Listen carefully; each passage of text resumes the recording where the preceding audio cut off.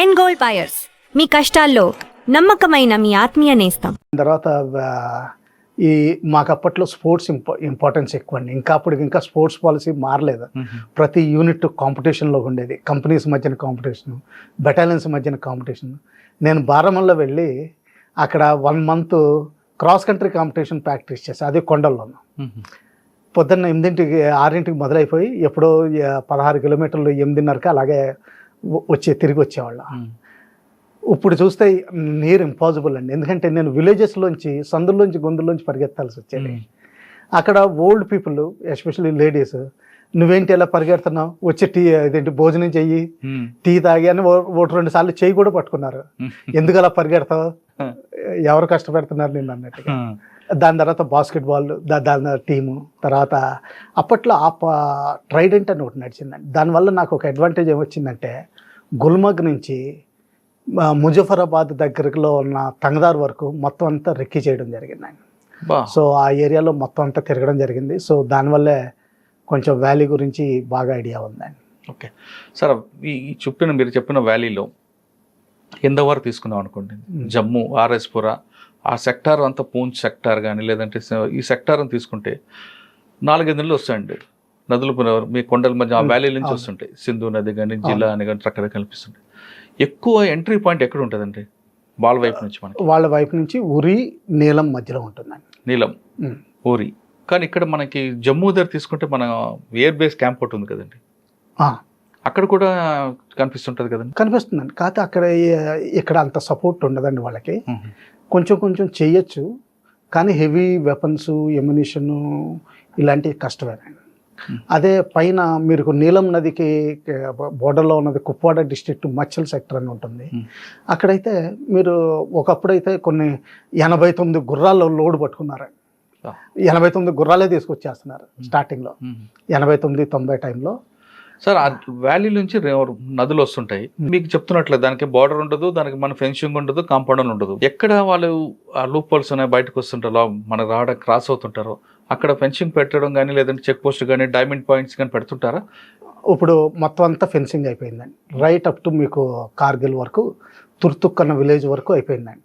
కార్గిల్ పైన ఉంటుంది. ఇంకా దానికి యాక్సెస్ రోడ్డు కర్దుంగ్లా పాస్ దాటి వెళ్ళాలని అక్కడ వరకు ఫెన్సింగ్ అయిపోయిందండి.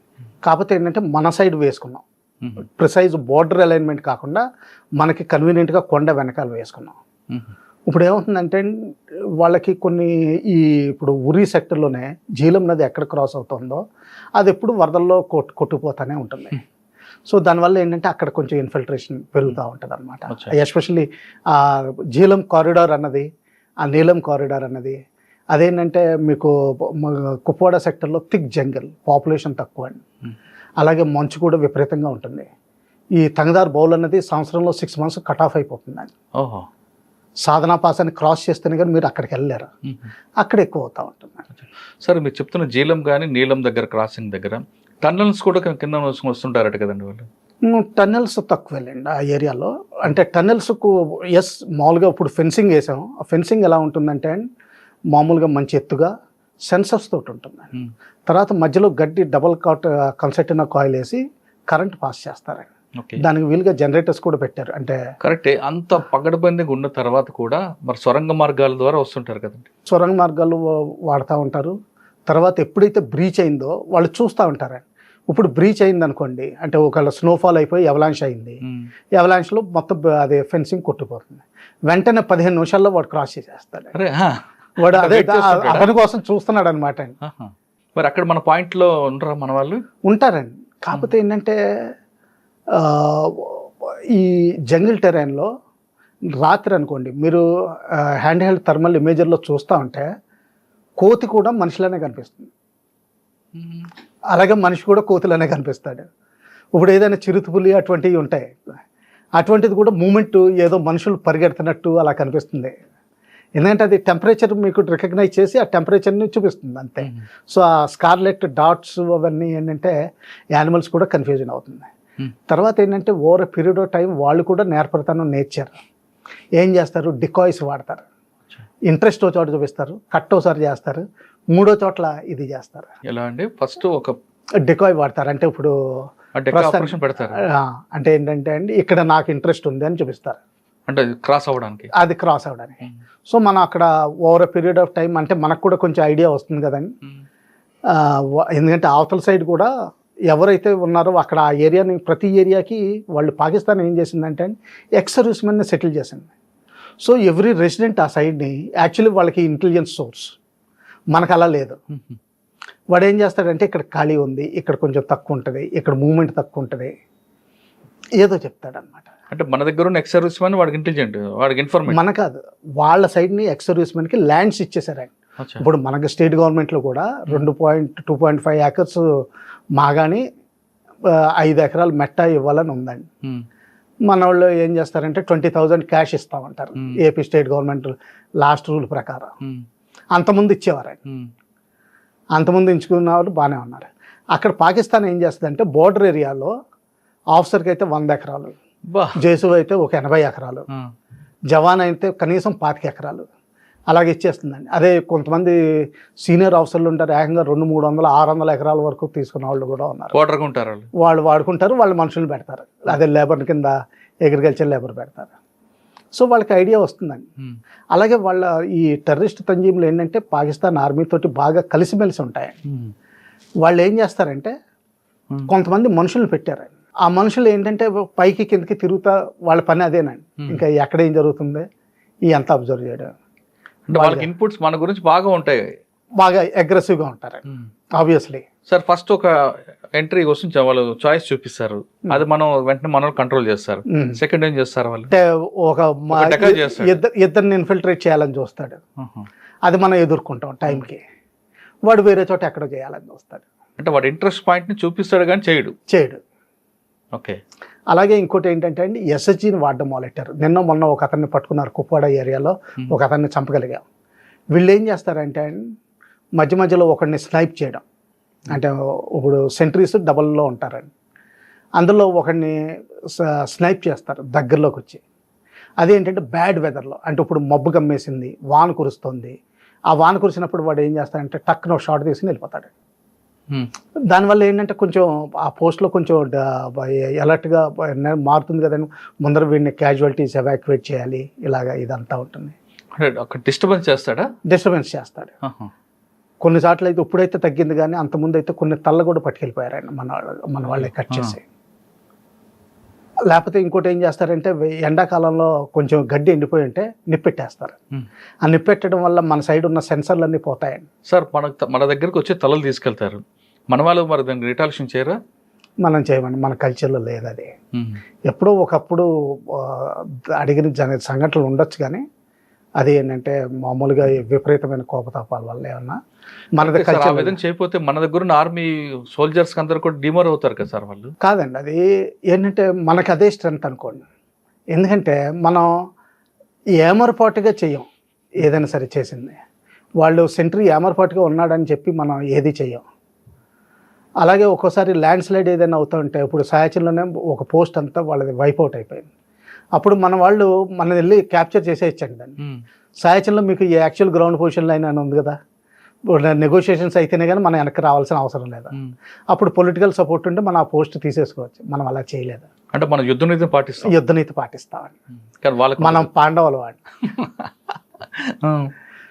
సార్ ఇటువంటి మీ సర్వీస్లో అక్కడ జమ్మూ కాశ్మీర్ కానీ లేదా నార్త్ ఈస్ట్లో పనిచేసినప్పుడు ఇటువంటి మీకు బాగా మెమరబుల్ ఉన్నాయంటే, వాళ్ళు మన వైపు రావడం, మనం అటువైపు వెళ్ళకుండా దానికి అంటే మీరు యుద్ధనీతి పాటిస్తూ మన రిటాలియేషన్ అలా చేస్తాం.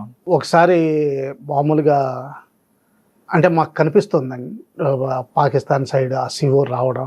ఎక్కడ అది? అదే అంటే అది లొకేషన్ అనవసరం అండి, ఎందుకంటే అది కొంచెం ఐడియా ఇస్తుంది ఎవరైనా వినేవాళ్ళు ఎవరైనా సరే. అది అప్పుడే స్నైపింగ్ చేశారు మన వాళ్ళని. సో మన వాళ్ళు కూడా స్నైపింగ్ చేయడానికి 12 మంది రెడీగా ఉన్నారండి. జస్ట్ చెయ్యి దించితే చాలు, అంటే సిగ్నల్ వస్తే చాలు, you would have been finished. మనం చేయలేదండి అప్పుడు. యాక్చువల్గా ఏంటంటే అతను ఫుట్ బ్రిడ్జ్, చిన్న నది మీద ఫుట్ బ్రిడ్జ్ మీద వస్తున్నాడు, ఆ సైడ్ వెహికల్ దిగి. సో ఫుట్ బ్రిడ్జ్ మీద ఉంటే మరీ అంటే ఇంకెక్కడికి పరిగెత్తడానికి కూడా లేదు. పోనీ అంటే మన ట్రంప్ గారి లాగా చెవి పక్క నుంచి వెళ్ళిపోయినా కానీ తప్పించుకునే అవకాశం లేదు, అందుకని మనం చేయలేదండి. అది దానివల్ల మనం మంచితనం చూపిస్తున్నాం అంటే మళ్ళీ మంచితనం చూపిస్తున్నాం మనకి వాడు అది మన చేత కాదని అనుకోవచ్చు కదా. అది అనుకుంటారండి, అదే ప్రాబ్లం వాళ్ళతోటి అదే ప్రాబ్లం. 1965 వారిలో వాళ్ళు ఏమనుకున్నారంటే మన ప్రధానమంత్రి వీకు, తర్వాత 1962 వారు ఓడిపోయాం, సో మొత్తం జమ్మూ కాశ్మీర్ వెనక్కి తీసేసుకుందామని జమ్మూ ఏరియాలోకి వచ్చేసారు ట్యాంకులు పట్టుకుని. కానీ ఎప్పుడైతే లాల్ బహదూర్ శాస్త్రి గారు డెసిషన్ తీసుకున్నారో మనం లాహోర్ను పట్టుకుందామని, వాళ్ళు ఎప్పుడు ఆలోచించలేదు. లాహోర్ను పట్టుకున్నాయంటే అంటే ఇంత డిసైసివ్ మనిషి అసలు లాల్ బహదూర్ శాస్త్రి అనుకోలేదు ఎప్పుడు వాళ్ళ జీవితంలో. వెనక్కి తగ్గాల్సి వచ్చింది. యాక్చువల్గా చూస్తే లాల్ బహదూర్ శాస్త్రి గారిది మనం కొంచెం అండర్ ప్లే అయిందండి, కానీ మామూలుగా ఆయన చూస్తే ఏంటంటే సివిల్లో స్లోగన్ జై జవాన్ జై కిసాన్. అంతకంటే మంచి స్లోగన్ ఏం కావాలండి? అగ్రికల్చర్కి, డిఫెన్స్కి, సెక్యూరిటీ. ఆ రోజుల్లో మనది ఇంకా నేసెంట్ దేశం, ఆ రోజుల్లో అంత సెక్యూరిటీ ఇవ్వడం, ఫుడ్ సెక్యూరిటీ దగ్గర నుంచి నేషనల్ సెక్యూరిటీ. ఒక యుద్ధం ఓడిపోయాం, దాని తర్వాత అంత ఇది చేయడం. అలాగే ఎప్పుడైతే వాళ్ళు జమ్మూ కాశ్మీర్ సైడ్ వస్తున్నారో లాహోర్ పట్టుకోమన్నారు. లాహోర్ పట్టుకుంటే వాళ్ళు పంజాబ్ ఫినిష్ అయిపోయింది. పంజాబ్ ఫినిష్ అయిపోతే పాకిస్తాన్ ఫినిష్డ్. ఏంటంటే పాకిస్తాన్ ఆర్మీ అంతా పాత జెట్సిక్లని, అదే మనం చౌదరీస్ అంటాం, వాళ్ళు ఇంకా చౌదరి వర్డ్ చాలా మంది వాడుతూనే ఉంటారు. పాకిస్తాన్ ఉంది కదా చౌదరి అని, వాళ్ళంతా చౌదరీస్. వీళ్ళు పడిపోతే అక్కడ గవర్నమెంట్ వాళ్ళదే అవుతుంది, ఎప్పుడు పంజాబ్ వాళ్ళదే. సార్ పాకిస్తాన్కి మనకి బాడీ ఉంది ఇప్పటి నుంచి నడుస్తుంది, కానీ పాకిస్తాన్కి ఒక థ్రెట్ ఉంది, కజకిస్తాన్ నుంచి ఒక థ్రెట్ ఉంది కదా. థ్రెట్ అనలేవని, అదేంటంటే వాళ్ళు 1947లో మనం ఎప్పుడైతే కాశ్మీర్ని మనదానికి స్ట్రాంగ్ స్టాండ్ తీసుకున్నామో, అక్టోబర్లో ఎయిర్ లిఫ్ట్ మొదలైందో, వాళ్ళు ఏం చేశారంటే 48 అయిపోయిన తర్వాత 1 ఇయర్ తర్వాత బలూచిస్తాన్ ఆక్యుపై చేశారు. బలూచిస్తాన్కి ఒక నవాబ్ ఉండేవాడు, బుక్తి ఫ్యామిలీ అండి. అది ఆ బుక్తి ఫ్యామిలీ జాయిన్ అవ్వడానికి ఇంట్రెస్ట్ లేదు. అండ్ హీఈస్ కేపబుల్ ఆఫ్ అంటే ఇండిపెండెంట్ కంట్రీగా ఉండడానికి ఆయనకి సీ కోస్ట్ ఉంది, ఇరాన్ తోటి బోర్డర్ ఉంది, పాకిస్తాన్ తోటి కేవలం సింధ్ ప్రావిన్స్ తోటి, పంజాబ్ ప్రావిన్స్ తోటి బోర్డర్ ఉంది. సో ఆయన ఇండిపెండెంట్గా ఉండగలడు. ప్లస్ అది ఏరియా వైజ్ చాలా పెద్దదండి, అది పాపులేషన్ తక్కువైనా కానీ. ప్లస్ వాళ్ళు ఈ రిలీజియస్ ఫండమెంటలిజం తక్కువ అండి, అదొకటి ఆలోచించాలి మనం. అంటే కజకిస్తాన్ థ్రెట్ కాదు, వాళ్ళకి థ్రెట్ ఉందండి. ఎందుకంటే చాలా రోజుల నుంచి వీళ్ళు చాలా రిప్రెస్ చేస్తున్నారండి. ఎప్పుడైతే సీపెక్ కారిడార్ చైనా వచ్చిందో గ్వాదర్ పోర్ట్ని వాళ్ళు పట్టుకోవాలని చూస్తున్నారండి. ప్లస్ వీళ్ళ ఏరియాలో మినరల్స్ ఎక్కువ ఉన్నాయండి, కొండలు కాబట్టి. ఎవరి దగ్గర? బలూచిస్తాన్. సింధు పంజాబ్లో మీకు రివరైన్ టెరైన్, అగ్రికల్చర్ బాగుంటుంది, కానీ mineral resources wise Balochistan is richer. అదంతా మన వాళ్ళు పాకిస్తాన్ గవర్నమెంట్ ఏం చేస్తుందంటే సరైన రాయల్టీ ఇవ్వకుండా, ఆ ఏరియాని డెవలప్ చేయకుండా అదంతా వాడుకుంటుంది. తర్వాత ఏంటంటే పాకిస్తాన్లో ఒకటి మనం గుర్తించాల్సిన విషయం, సింధు నది ప్రవాహం ఎలాగుందో వాళ్ళకి main road lines east of that river and, అంటే మన భారతదేశం వైపు. ఈ సీపెక్ కారిడార్ తీసుకెళ్ళి వెస్ట్ సైడ్ని పెట్టారు.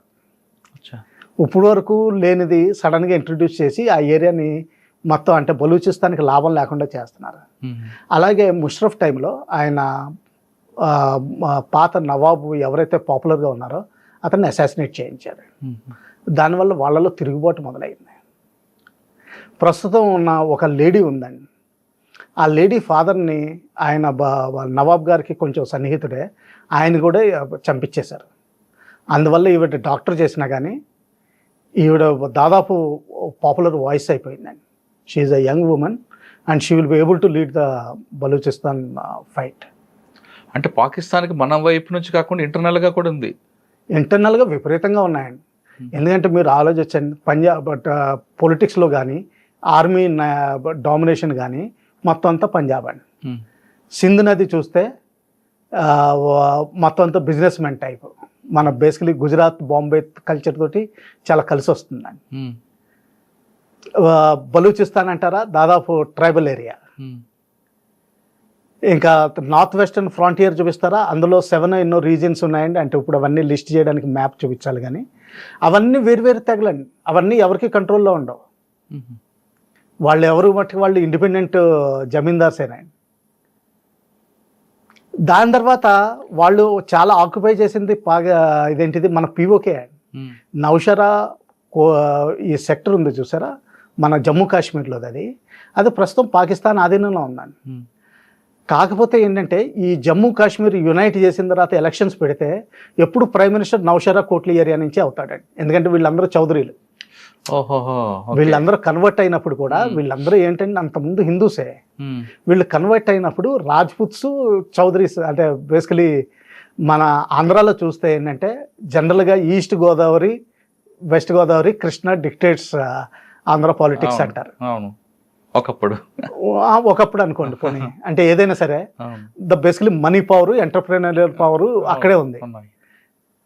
ఆ పవర్ అలా ఎలాగ ఉందో అక్కడ కూడా అంతేనండి. అందుకని ఇప్పుడు కూడా పిఓకేకి ఎప్పుడు ప్రైమ్ మినిస్టర్ ఎప్పుడు నౌషరా కోట్లీ ఏరియా నుంచే వస్తాడు. ఇంకోటి మామూలుగా అంటే కొంతమంది అనేది ఏంటంటే నెహ్రూ గారు షేక్ అబ్దుల్లా గారికి ఎంత హెల్ప్ చేశారంటే మనం ఏ లైన్లో ఆగిపోయామంటే ఈ చౌదరీస్ వీళ్ళు కాకుండా ఓన్లీ బ్రాహ్మిన్స్ ఉన్న ఏరియా ఆగిపోయాం. సార్ మీరు కొన్ని ప్రాంతాలు చెప్పారు, ఇక జమ్మూ వైపు తీసుకుంటే పఠాన్కోట్, అక్కడ అటాక్కి ముందే మనకి ఇన్ఫర్మేషన్ లేదనుకుంటారా? ఎప్పుడు ఉంటుంది కసి ఏదోటి కబురు ఎక్కడ దొక్క నుంచి కొంచెం ట్రికల్ వస్తుందండి. అంటే జనరల్గా అంటే total surprise black swan event లాగా ఏది జరగదండి. ఎక్కడ దొక్కిన ఇప్పుడు మీ ఇంట్లో అయినా సరే మీకైనా సరే పర్సనల్ విషయాల్లో కూడా ఎక్కడ దొక్కిన దేవుడు ఇండికేషన్ ఇస్తానే ఉంటాడు, మనం పట్టుకోలేము, మన ఫోకస్ దాని మీద ఉండకపోవచ్చు. అది మాత్రం పఠాన్కోట్ ఎయిర్ బేస్ మీద వీటి మీద జరిగింది మాత్రం మనకి ఇన్ఫర్మేషన్ ఐడియా ఉందండి. పఠాన్కోట్ నాకు ఐడియా ఉందండి. ఒకసారి చెప్పగలరు ఎలా జరిగింది?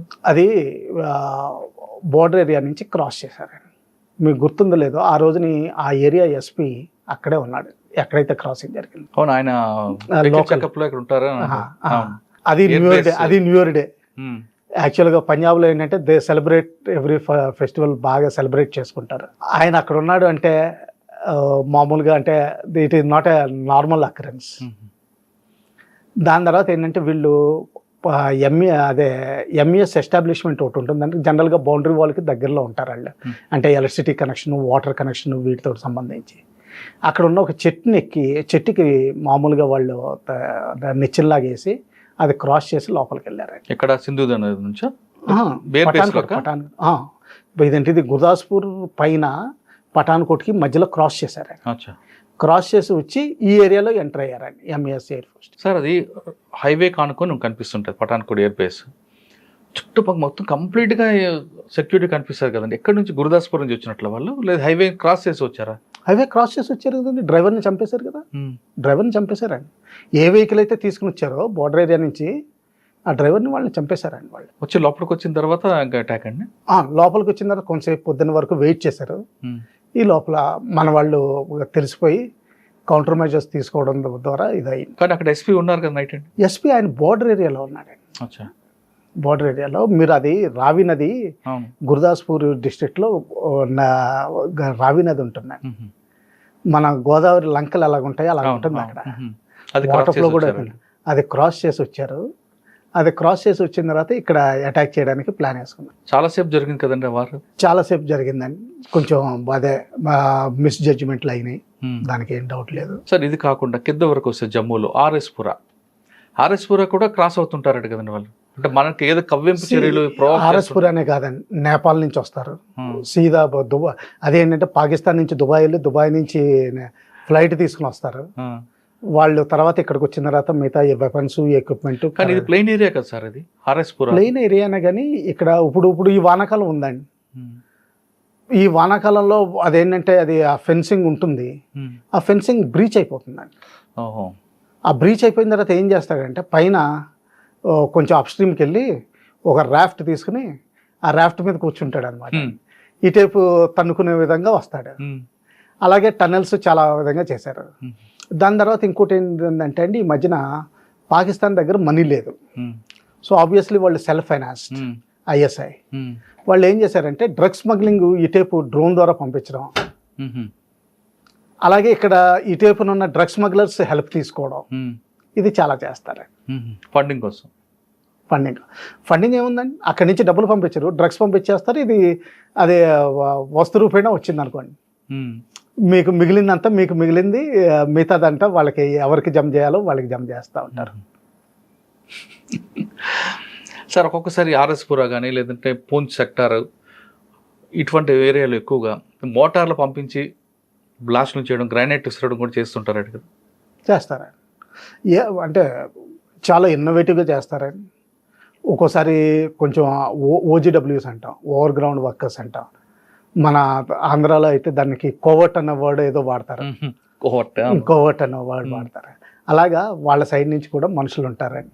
కొంతమంది ఏంటంటే యాక్చువల్గా టెర్రరిస్ట్ లాగా యూనిఫామ్ వేసుకుని లేకపోతే బట్టలు వేసుకుని రాకపోయినా, ట్రైనింగ్ లేకపోయినా గ్రెనేడ్ వదలడానికి వీటికి చిన్న డబ్బులు ఇస్తే చాలు చేసేవాళ్ళు కూడా ఉంటారు. సో అన్ని విధాలుగానే ఉంటుందండి. కాకపోతే ఏంటంటే ఒకటి మాత్రం చెప్పగలను, 90% of the population basically they are not against security forces, not against the government. వాళ్ళు క్యాట్ ఆన్ ద వాల్. అటు జరిగితే ఇటు జరిగితే, మనం తెలుగులో చెప్పాలంటే గోపి గోడ మీద పిల్లి. 10% 100% కొంచెం ఇది ఉందండి. ఎందుకంటే ఎస్పెషల్లీ కాశ్మీర్ వ్యాలీ మొత్తం ముస్లిం పాపులేషన్ అండి, అందులో సున్నీ. కొంచెం సోనామార్గ్ ఆ సైడ్కి వెళ్ళేసరికి, కార్గిల్కి వెళ్ళేసరికి మీకు షియాస్ దొరుకుతారు. సో ఈ సున్నీ పాపులేషన్ కొంచెం ఈజీలీ ఇన్ఫ్లుయెన్స్డ్. అంతకుముందు గిలానీ గారు బతుకున్నంత వరకు he was controlling Jamaat Islami, and Jamaat Islami was organising all activity. Sir కాశ్మీర్లో చేశారు ఎక్కువ కాలం, ఇటు జమ్మూ కాశ్మీర్ అన్ని తీసుకొచ్చారు. నార్త్ ఈస్ట్లో కూడా పనిచేస్తుంటారు మీరు? త్రిపురలో చేశాను, మణిపూర్. అక్కడ జంగిల్ వార్ ట్రైనింగ్ తీసుకున్నారా? తీసుకున్నానండి, మిజోరాంలో తీసుకున్నాను. అక్కడ మీకు బాగా గుర్తుండిపోయిన ఒకటి చెప్పండి. అంటే ఇక్కడ పనిచేయడం వేరు, నార్త్ ఈస్ట్లో పనిచేయడం, ఇంకా దాన్ని కంప్లీట్ టెరైన్ కూడా డిఫరెంట్ ఉంటుంది కదా. ఒక అప్పట్లో నాగా ఆర్మీ అని ఉండేదండి. ఆ నాగా ఆర్మీ చాలామందికి సరెండర్ అయిపోయిందండి. కానీ వాళ్ళు జంగిల్ వార్ఫేర్లో వాళ్ళని మించిన వాళ్ళు ఎవరు లేరు. సో అక్కడ జంగిల్ వార్ఫేర్ స్కూల్లో ఒక సుబేదార్ మేజర్ ఉండేవాడు. ఆయన నిజంగా పామేనండి. ఇదేంటిది భూమి మీద ఆనిచ్చి చెవులు పెడతాడు. ఎక్కడ ఏ సైడ్ నుంచి మనిషి నడుస్తున్నాడు, ఎంత దూరంలో ఉన్నాడు, ఎంత లోడుతోటి నడుస్తున్నాడు, అంటే మీరు స్టెప్స్ వేసే బరువును బట్టి, ఆ ప్రకంపనను బట్టి ఆయన చెప్పగలుగుతాడు. ఈ మనిషి బహుశా 20 to 30 కేజీలు బరువు మోసుకుని వస్తున్నాడు, ఈ మనిషి 40 కేజీల కంటే ఎక్కువ మోస్తున్నాడు, ఈ మనిషి కొంచెం అంటే ఇప్పుడు ఎల్ఎంజీ మోసుకుని వస్తున్నారు అనుకోండి, కొంచెం అటు ఇటు షిఫ్ట్ అవ్వడం, బాడీ బ్యాలెన్స్ షిఫ్ట్ అవ్వడం ఉంటుంది. అతను అంటాడు ఇతను మామూలు అగ్రికల్చర్ లోడ్ తీసుకురావట్లేదు, ఏదో వెపనరీ తీసుకొస్తున్నాడు, ఎందుకంటే బాడీ బ్యాలెన్స్ షిఫ్ట్ అవుతుంది, అలా చెప్పగలుగుతారు. అలాగే అతను ఓ టెస్ట్ పెట్టేవాడు మాకు. ఓ 4-5 రౌండ్లు ఎమ్యునిషన్, 2 గ్రెనేడ్లు ఎక్కడో దాచేవాడు. ఈ చెట్టు కింద ఉందని చెప్పేవాడు. వెతకమని అరగంట టైం ఇచ్చేవారు, ఆయన పట్టుకోలేకపోయేవాళ్ళు. అలాగే ఇచ్చేవారు మాకు ట్రైనింగ్. అతను భూమి మీద పడుకొని చెవి పెడతాడు, చెవి పెట్టి అతను చెప్పగలిగేవాడు ఎంత దూరంలో మనిషి నడు. పాము నైజం అది, పాముకి అలాగే తెలుస్తుంది, కానీ ప్రకంపల వల్ల తెలుస్తుంది కదా సార్. అక్కడ ఫుడ్ కూడా నేర్పేవారా, ఎలా ఏ పాము తినొచ్చు, ఏ చెట్టుని తినాలి, అది కూడా నేర్పేవారు. కంప్లీట్ జంగిల్ వార్ఫేర్ సర్వైవల్, ఒకవేళ అరణ్యంలో తప్పిపోతే ఎలా చేయాలి. దీని తర్వాత ఆ కోర్స్ చేసిన తర్వాత నేను అండమాన్ నికోబార్లో ఉండేవాడిని. అప్పుడు ఒక హెలికాప్టర్ కూలిపోయిందండి కార్ నికోబార్ ఐలాండ్లో. దాని సెర్చ్ కోసం నేను వెళ్ళానండి. అప్పుడు కూడా నేను అంటే జంగిల్లో, సెంటర్ ఆఫ్ ది జంగిల్లో నడుస్తూ ఉంటే, మన సైడ్ కొంచెం ఉంటుంది కదండి, కొంచెం అంటాం మనది రైస్, ప్యాడీ, పప్పులు కొలవడానికి, ఆ కొంచెం అంత సైజులో వెదురు ఉండేదండి. ఆ వెదురు మీద నడిచేవాళ్ళం, ఎందుకంటే కింద నడవడానికి చోట్లేదండి, అంత థిక్ జంగిల్. సరే అని చెప్పి ఓ రోజుని ఒక ముసలాయన మీకు హెల్ప్ చేస్తాను అన్నాడు ఒక విలేజ్లో. మళ్ళీ అయితే మాకు అసలు దారులు తెలియట్లేదు. అతన్ని తీసుకున్నాం, చాలా ముసలతను. అతను చూపించాడండి ఓ సైట్, ఈ చెట్ల మధ్యలో ఒక ఓపెన్ ప్రదేశం ఉంది, చిన్న మార్కింగ్ ఏదో పెట్టారు. ఒకప్పుడు 1945లో జపనీస్ 30 మందిని ఊచకోత కోసారు ఆ ఏరియాలో, మన ఇండియన్ లోకల్ ట్రైబల్స్ని, షోంపెన్ ట్రైబల్స్, సారీ షోంపెన్స్ కాదు, అక్కడ ఉన్న ట్రైబ్ పేరు మర్చిపోతున్నాను. 30 మంది తిరుగుబాటు చేశారని చెప్పి 30 మందిని చంపేశారు. ఆ జంగిల్లో 2 గంటలు తిరిగిన తర్వాత మళ్ళీ అదే ప్రదేశానికి వచ్చేవాళ్ళం. ఎందుకంటే మనకి ఒక right side, mostly right side మనకి క్లాక్ మెల్లగా తిరుగుతూ ఉంటుంది అనమాట. సో ఒక 2 గంటలు జంగిల్ కొట్టి నడిచిన తర్వాత మళ్ళీ ఎక్కడికి బయలుదేరావో అక్కడికి చేరుకునేవాళ్ళం. సో దాదాపు 1 వారం రోజులు వెతికామండి దాని గురించి.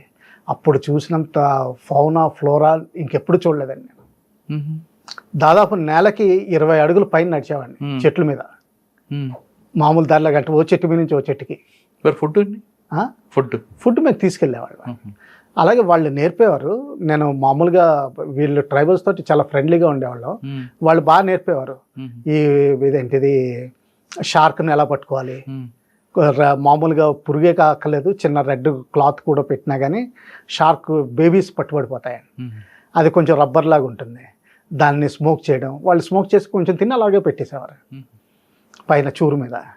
సార్ వాళ్ళు అంటే మీరు నేర్చుకున్న ట్రైనింగ్లో పాములు కూడా తినడం నేర్పుతారట కదా? నేర్పుతారు. ఎస్పెషల్లీ డెమో చూపిస్తారు, తర్వాత అందరికీ తినిపిస్తారు. కోబ్రాని పట్టుకుని ఎలా తినాలో చెప్తారు.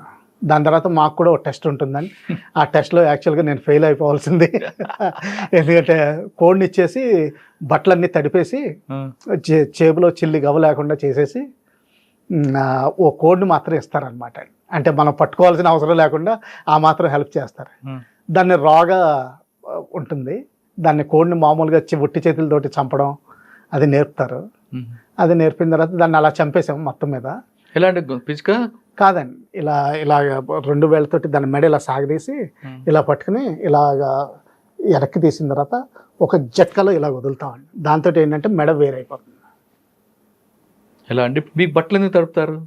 అంటే ఏంటంటే నడవడానికి కష్టం, తడిసిపోయిన మొత్తం బట్టలతోటి మీరు ఎలా నడవగలుగుతారు? స్పీడ్ నడవలేరు. వాళ్ళు పట్టుకోవడానికి వస్తారు. అంటే ఎస్కేప్ అండి. అంటే ఏంటంటే పిక్చర్ పెయింట్ చేసింది ఏంటంటే పాకిస్తాన్లో మనం పట్టుబడ్డ అంటే దొరికిపోయే అవకాశం ఉంది, అక్కడి నుంచి ఇండియాకి పారిపోయి వెనక్కి రావాలి, అంటే మన సరిహద్దుల్లోకి వెనక్కి వచ్చేయాలి. ఈ మధ్యలో వీళ్ళు ఎన్సిఓస్ వీళ్ళంతా ఎక్కడ పడితే అక్కడ పట్టుకోవడానికి తయారుగా ఉంటారు. దాని ముందర ఏంటంటే పగలంతా దాక్కోమంటారు, ఎందుకంటే వాళ్ళకి పట్టుబడకూడదు. అందుకని దాని ముందర ఏం చేస్తారంటే మొత్తం అన్నీ తీసేసి, అంటే పాకిస్తాన్లో జైల్లోంచి ఎలా తప్పించుకున్నారో, లేకపోతే ప్రిజనర్ ఆఫ్ వార్ క్యాంప్లో ఎలా తప్పించుకున్నారో అలాగే మొత్తం బట్టలతోటి తడిపేసినట్టు వదిలేస్తారు. వదిలి కోడిని ఇస్తారు మీకు? ఓ కోడిని ఇస్తారు. ఏం చేయమంటారు దాన్ని? బతకడానికి అంతే. అది దాన్ని అంటే దాని ముందర రోజు ఇస్తారండి. అదేంటంటే ఆ కోడిని చంపి మనమే దాన్ని అది మొత్తం అంతా దాన్ని ఎలా చంపారు? ఈ యాక్చువల్గా 2 బడ్డీ పేరు, మాకు ఆర్మీలో బడ్డీ పేరు సిస్టమ్ అని ఉంటుంది. నా బడ్డీ ఏం చేశాడంటే ఇది దాన్ని మెడ ఇలా సాగదీసి ఇలాగా, అంటే నేర్పిన టెక్నిక్ ప్రకారమే ఇలా జట్కాతోటి వదులుతారు అనమాట. ఆ జట్కాతోటి వదలంటే మెడ వేడైపోతుంది. మామూలు బర్డ్ ఉంటుంది. ఇప్పుడు దాన్ని డీఫెదరింగ్ చేయాలి. ఆ డీఫెదరింగ్ ఎప్పుడు చేయలేదు జీవితంలో. మాది ఉండ్రాజారాలో కోళ్ళ పరిసరం ఎక్కువ, కానీ ఎప్పుడు డీఫెదరింగ్ చేయలేదు. దానితోటి ఏంటంటే కొంచెం ఫైర్ అలా చేయాలన్నది. రాళ్ళు కొట్టి కొట్టి కొట్టి మొత్తం మీద ఫైర్ క్రియేట్ చేసేవాడిని. ఫైర్ క్రియేట్ చేసిన తర్వాత దాన్ని కాల్చేసిన తర్వాత ఇంకా లోపల రాగా, అంటే కొంచెం రోస్ట్ అయిపోయినట్టు తిందామని. లోపల వేస్టేజ్ ఉంటుంది కదా, ఇంకా దానికి అంత మన దగ్గర కత్తి నైఫ్ ఏది లేదండి. లేకపోతే దాన్ని కూడా ఇదేంటిది ఇది కోసి అప్పుడు చేయాలంతే. ఉప్పు కారం ఎవరు అసలు ఏమీ లేదండి, అంతే. అదే స్మోక్ చికెన్ అనుకో, రోస్టెడ్ చికెన్ అనుకో. ఇంకా మీకు బాగా టఫ్ అనిపించింది ఏంటంటే జంగిల్ వార్లో? ఇంకా చేయలేనరా బాబు ఎందుకు? జంగిల్ వార్ఫేర్లో టఫ్ అది కాదండి, మెయిన్ ఏంటంటే లీచెస్ ఉంటాయి మీకు ఆ ఏరియాస్లో. ఇప్పుడు నార్త్ ఈస్ట్ వెళ్ళారనుకోండి, లీచెస్ ఇలా చెట్టు మీద నుంచి ఇలా 1 నిమిషం నుంచున్నాం అనుకోండి, మనల్ని సెన్స్ చేసి లీచెస్ మనకి ఇక్కడ పడతాయి, రక్తం పీల్చేస్తుంది. దాన్ని లాగలేము, ఎందుకంటే అది లాక్ అయిపోతుందండి. దాన్ని ఆ లాక్ అయిపోవడంలో అది లాగలేము. అందుకని చెప్పి చిన్న ఉప్పు అది హ్యాండ్ కర్చీఫ్లో పెట్టుకుని ఒక కర్ర కట్టుకుంటామండి. దాన్ని కట్టుకుని అలాగ అద్దుతూ ఉంటే అది మెల్లగా పడిపోతుందండి. దానికి ఉప్పు పడదు లీచ్కి.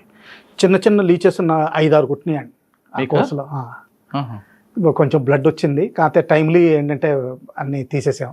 బెడ మీద పడితేనండి ఎక్కడైనా సరే ఇక్కడ పడంగానే వెంటనే అది రక్తం లాగేయడం మొదలు పెడుతుంది. మనకు తెలీదు అది ఏంటంటే కొంచెం అది ఇది చేస్తుంది, అది దాన్ని ఏమంటారు, ఎనస్థీషియా చేస్తుంది మనకి. లోకల్ ఎనస్థీషియా ఒక స్క్వేర్ సెంటీమీటర్ చేసేసుకుని రక్తం లాగేయడం మొదలు పెడతాం. అప్పుడు ఉప్పు పెట్టాలి, అక్కడ ఉప్పు పెట్టాలి, లేకపోతే టొబాకో పెట్టాలి. అంటే ఈ మామూలు కొంతమంది మామూలు కొంతమంది సిగరెట్ బీడీలు తాగే వాళ్ళు ఉంటారు కదా, వాళ్ళైతే ఇంకా అది ఓపెన్ చేయడం, అది ఆ టొబాకో పెట్టడం. అది మీరు బాగా కష్టం అనిపించింది అదొకటండి. తర్వాత ఏంటంటే లోకల్ వాటర్ అదేంటంటే ఇన్ఫెస్టెడ్ అండి, అంటే అది మన వాటర్ ట్రీట్మెంట్కి అలవాటు పడిపోయాం. దానివల్ల ఏంటంటే మనకి స్టమక్లో ఎస్పెషల్లీ కొన్ని వామ్స్ చేరిపోతాయి. అది మెడిసిన్స్ తోటి సప్రెస్ అవుతుంది, కానీ చాలామందికి ఎస్పెషల్లీ నాగాలాండ్, మణిపూర్లో ఏంటంటే లైఫ్ లాంగ్ కంటిన్యూ అయిందండి అది. అంటే బేసిక్ ఇన్ఫెస్టేషన్ ఎప్పుడు ఫినిష్ అవ్వలేదు స్టమక్ ఏరియాలో, అదొకటి ఉంటుందండి. తర్వాత ఏంటంటే ఒక్కోసారి జంగిల్లో కొన్ని ట్రైల్స్ కనిపిస్తాయి. అంటే ఇప్పుడు సపోజ్ నేనే మణిపూర్లో ఉండగా నాగా వాళ్ళే ట్రైల్స్ కనిపించాయి. ఇప్పుడు ఆ ట్రైల్స్ కనిపించడంతో వాళ్ళని పర్సూ చేసేవాళ్ళం, అంటే వాళ్ళ వెనకాల పడ్డాం. అప్పట్లో నాగా కుకీ రైట్స్ అయినాయండి. ఇప్పుడు మణిపూర్లో మేతయి కుకీ ఎలా మధ్యలో ఎలా అవుతున్నాయి, అప్పట్లో నాగా కుకీ. సో బోర్డర్లో ఉన్న విలేజెస్ అన్నీ ఖాళీ అయిపోయినాయండి. కేవలం కొంతమంది నాగా వాళ్ళు ఉండేవారు తప్ప, కానీ కుకీలు ఎస్పెషల్లీ మొత్తం గ్రామాలన్నీ ఖాళీ చేసి వెళ్ళిపోయారు. సో 25 కిలోమీటర్లు నడిచినా కానీ మీకు గ్రామం దొరికేది కాదు. ఈ లోపల రేషన్స్ తెప్పించాలంటే ఏంటంటే వెహికల్ వచ్చే పాయింట్కి తీసుకురావడం, తర్వాత అక్కడి నుంచి మ్యాన్ ప్యాక్ లోడ్ తీసుకురావడం. సో దానివల్ల ఏంటంటే మా అస్సాం రైఫిల్స్ జవాన్స్ నిజంగా గ్రేట్ అండి. వాళ్ళు మామూలు అరటి చెట్టు ఉంటుంది చూసారా, అరటి చెట్టు కొట్టేస్తారు, దానికి అదే స్టెమ్ తీసేస్తారు. స్టెమ్ తీసేసి అక్కడే మిరపకాయ నాగా మిర్చి అని ఉంటుంది లోకల్గా జంగల్లో కూడా. ఈ పాత ఊళ్ళల్లో ఇళ్ళ దగ్గర ఇవన్నీ దొరుకుతాయి, అవన్నీ తీసుకుని ఉప్పుతోటి నూరేస్తారు. మొత్తం మనకి చెమటలు కక్కేసేయండి. కాకపోతే ఏంటంటే ఆకలి ఎక్కువ వేసేది. అన్నం కేవలం అన్నం, సంగతి అదేంటిది బనానా స్టెమ్, అదే నూరేసింది. అది ఏంటంటే లోకల్ రాయి మీద ఏదో రఫ్గా ఉన్న రాయి మీద నూరేసి అది పెట్టేస్తాడు, అదే చట్నీ కింద. బాగుంటుందా టేస్ట్? అరే అంటే ఇంకా ఆప్షన్ లేదండి, ఆకలి కదా, ఆకలి కదా, ఆకలి రుచి నేరు కదా, ఏదైనా తింటాం. సార్ అక్కడే మీకు నాగాలాండ్ చేసుకొచ్చారు, మీకు బాగా టఫ్ వచ్చిన ఫైట్ ఏమి వచ్చిందండి? అంటే ఓ రోజు నాకు కొంచెం హింట్ వచ్చిందండి.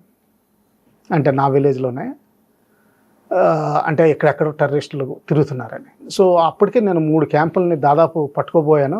కాకపోతే ఏంటంటే వాళ్ళ సెంట్రీ సిస్టమ్ ఎంత అలర్ట్గా ఉండేదంటే వాళ్ళు లాస్ట్ మినిట్లో వెకేట్ చేసి వెళ్ళిపోయాళ్ళు, లైవ్గా దొరకలేదు నాకు ఎప్పుడు. వస్తే నేను రాత్రి 12 బయలుదేరి ఊళ్ళోంచి వెళ్లకుండా వెనకాల దారి నుంచి ఒక జంగిల్ దారి పట్టుకుని కష్టంగా వెళ్ళాం. సో నేను ఎక్కడైతే ఉంటారనుకున్నానో పైన ఒక విలేజ్ ఉందండి, ఆ విలేజ్ని రైడ్ చేసాం. రైడ్ చేసిన తర్వాత నాకేం దొరకలేదు. దాని కింద ఒక 4 కిలోమీటర్ల కింద, అంటే కొండ కింద ఇంకో విలేజ్ ఉండేది. అక్కడ ఒక 50 మంది ఉన్నట్టు నాకు గుర్తు అప్పుడు. సో ఆ విలేజ్ని కూడా అంటే నా ఏరియాలో ఏంటంటే చాలా పెద్ద ఏరియా ఇచ్చారు అప్పుడు. ఆ ఏరియాలో ఏంటంటే ప్రతి విలేజ్ విజిట్ చేయడం, అంటే అవకాశం ఉంటే విలేజ్. సో ఇది ఎలాగే ఇక్కడ వరకు వచ్చాం కదా, ఇది అయిపోయింది మంది, ఆ విలేజ్కి వెళ్దామని చెప్పి 3 ఎంతకో బయలుదేరామండి కిందకి, ఎర్లీ ఇన్ ద మార్నింగ్. అంటే మీ టీం ఎంతమంది ఉంటారు మీతో పాటు? అంటే నేను ఆ రోజుని దాదాపు 2 ప్లటూన్స్ తీసుకెళ్ళాలి. అంటే 2x30, అంటే ఒక ప్లటూన్ వేరుగా వస్తుంది, ఓ ప్లటూన్ వేరుగా వెళ్తున్నాను. అంటే కోఆర్డినేట్ సెట్ చేసినప్పుడు 2 టీమ్స్ కింద ఇలాగా సెగ్రిగేట్ అవుతాం అనమాట. ఈ పైది అలాగే సిస్టమేటిక్గా అంటే చేసాం. ఆ కిందది నేను ఏమనుకున్నానంటే కుక్కలు మొరగడం మొదలెట్టినాయి. కుక్కలు మురిగితే జనరల్గా దొరికే అవకాశం లేదు. సో నేను చెప్పి నేను కార్డన్ చేయలేదు, కార్డన్కి ఆర్డర్ ఇవ్వలేదండి. సీదా ఊళ్ళోకి దిగిపోవడం మొదలెట్టాను. ఆ రోజులో నా AK-47 ఎప్పుడు కాక్డ్ ఉండేది, అంటే జస్ట్ ట్రిగర్ నొక్కడం ఫస్ట్ వెళ్ళిపోతుంది. సడన్గా రైట్ సైడ్ని చూస్తే ఎప్పుడు ఫాదర్, అదే క్రిస్టియన్ ఫాదర్ నా దగ్గరకు వచ్చి 2-3 సార్లు టీ తాగిన ఉదంతం ఉంది. ఇదేంటిది అతను కనిపించాడు పొడుగ్గా, అతని పక్కన మిలిటరీ, అంటే మా డ్రెస్లో ఈ నాగా వాళ్ళు కనిపించారు. ఏంటి వీళ్ళు, అదే అరౌండ్ 4:15 ఇన్ ద మార్నింగ్. ఇంకా అక్కడ కొంచెం సన్ రైజ్ అవ్వబోతోంది, ఇంకా అవ్వలేదు, కొంచెం ఫీబుల్ వైట్ లైట్ వస్తుంది అనమాట. నార్త్ ఈస్ట్లో తొందరగా సన్ రైజ్ వస్తుంది కదా అనుకునే లోపల మా వాళ్ళు, అంటే నేను యాక్చువల్గా 4th or 5th ఉన్నాను, వీళ్ళు ఆల్రెడీ ఒకరిని చుట్టుముట్టేశారు. ఆ చుట్టుముట్టడంలో మాకు ఒక మనిషి, అదే నాగా టెర్రరిస్టు లైవ్ LMG తోటి దొరికాడు. కానీ వీళ్ళు 3 అప్పుడు పారిపోయారండి. మొత్తం తర్వాత తెలిసిందండి 28 మంది, అందులో 6 అమ్మాయిలు. ట్రైనింగ్ క్యాంప్ ఖాళీ చేసి వెనక్కి వెళ్తా మేము అనుకున్న ఊర్లో కాకుండా ఈ కింద ఉన్నారనమాట. కుక్కలు మురిగినా కానీ వాళ్ళు ఎందుకు పట్టించుకోలేదు, పొద్దున్న వెళ్ళిపోతాం, వీళ్ళు ఆర్మీ వాళ్ళు వెనక్కి వెళ్ళిపోతారేమో అనుకున్నారు కావాలి. మేము వెనక్కి వెళ్ళకుండా ముందర రావడం తోటి వాడు మాకు దొరికిపోయాడు. మరి మీ దగ్గర వచ్చిన చర్చ్ ఫాదర్ ఎందుకున్నాడు అక్కడ? యాక్చువల్గా అక్కడ అంతా లేని లీక్ కదండి. సార్ కుక్కలు అంటే గుర్తొచ్చింది, సాధారణ నాగాలాండ్లో కుక్కలు తింటారా నిజమా? అదే ఉందండి అలవాటు. ఎస్పెషల్లీ బ్లాక్ డాగ్ అంటే చాలా ఇదేంటి. అప్పుడు నా దగ్గర ఒక పెట్ డాగ్ ఉండేది, cross breed between Tibetan and Pomeranian type, Django అని పిలిచేవాళ్ళం. ఆ విలేజ్లో ఆ జాంగో వెళ్తా ఉంటే చిన్నపిల్లలు ఏకంగా మూతులు లాక్కునేవారు. ఎప్పుడు కోసుకుందాం, ఎప్పుడు తినేద్దామనా? అలాగే అప్పుడు ఓ చిన్న జింక పిల్ల దొరికింది. అప్పుడు మా వాళ్ళు I had my first son by that time. వాడు వచ్చాడు అనమాట ఆ ఏరియా చూడడానికి, అంటే మధ్యలో వస్తారు కదా అని. అప్పుడు నాతోటే ఉన్నాడు. సరే అని వాడికి గిఫ్ట్ కింద ఇచ్చాను. దాని మెడలో ఒక గంట కట్టాడు. గంట కట్టిన తర్వాత మన్నాడు కనిపించలేదు, అది తినేసారు.